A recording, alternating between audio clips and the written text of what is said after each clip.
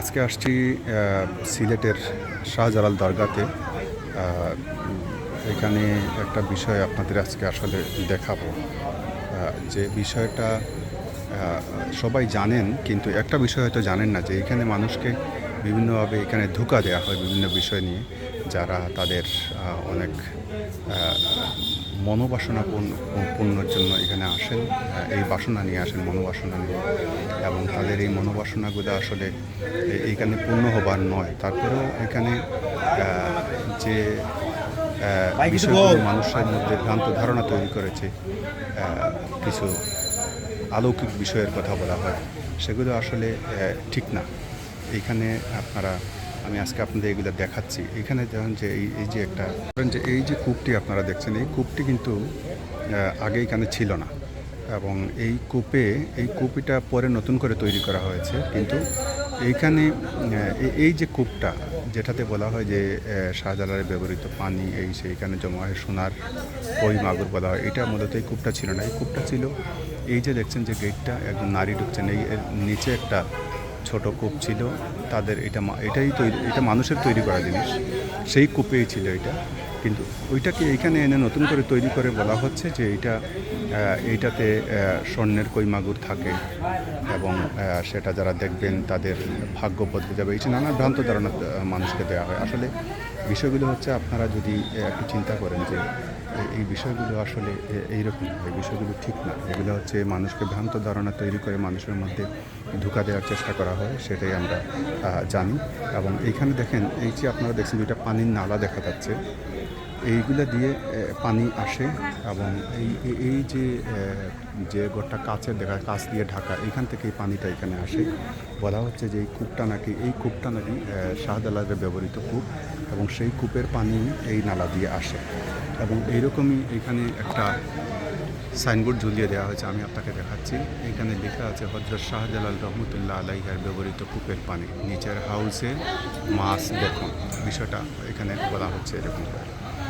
এখানে আপনাদের অবগতির জন্য বলি যে এই যে গ্লাস লাগানো কূপটা, এটা কিন্তু শাহজালালের ব্যবহৃত কূপ না, এবং এটাতে শাহজালালের ব্যবহৃত কোনো পানীয় না।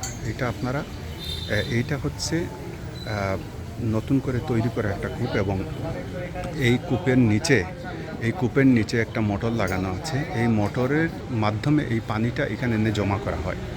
আমি আপনাদের একটু দেখাই যে এইখানে হচ্ছে যে একটা মোটরের মাধ্যমে এইখানে পানি এনে জমা করা হয়। এই যে দেখছেন পানিটা, এই যে দেখছেন গ্লাসের ভিতরে পানি, এই পানিটা কিন্তু মোটরের মাধ্যমে এখানে এনে জমা করে। আপনারা দেখতে পাচ্ছেন যে এইটার পাশ দিয়ে কিন্তু এই যে আয়রন লেগে আছে, অর্থাৎ এটা মাটির নিচ থেকে টিউবওয়েলের যে পাইপ, সেই পাইপের মধ্যে এরকম করেই একটা পাইপের মাধ্যমে, মোটরের মাধ্যমে পানি তুলে নিয়ে আসে, এখানে জমা রাখা হয়। এবং এইখান থেকে পানিটা নিচের আমি যে লাইনগুলো আপনাদের দেখালাম, যে দুইটা নালা দেখালাম যেগুলো দিয়ে পানি যায়, সেটা আমি আবার আপনাদের দেখাচ্ছি। এই যে এইটা থেকে এই কূপটাতেই পানি মোটরের মাধ্যমে জমা রাখা হয়, এবং এই পানিটা এইখান থেকে এনে এই যে নালা দেখছেন, এইখান থেকেই পানিটা সংগ্রহ করা হয়। এই যে পানি এইখান থেকে সংগ্রহ করা হয়, এবং বলা হয় যে এইটা নাকি শাহজালালের ব্যবহৃত কুয়ার পানি।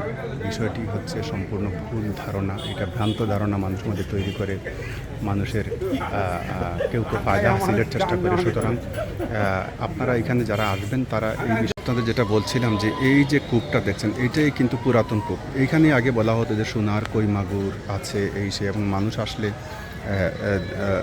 মানে সোনালি কালারের কিছু কই মাগুর মাছ দেখানো হতো মানুষকে। এইটাই ছিল সেই পুরনো কূপ, এবং এই কূপটা এখন অনেকে গোসল করেন। আগে এমন হতো যে এখানে নামা নিষেধ ছিল, পানি ধরা নিষেধ, এরকম কিছু বিষয় ছিল।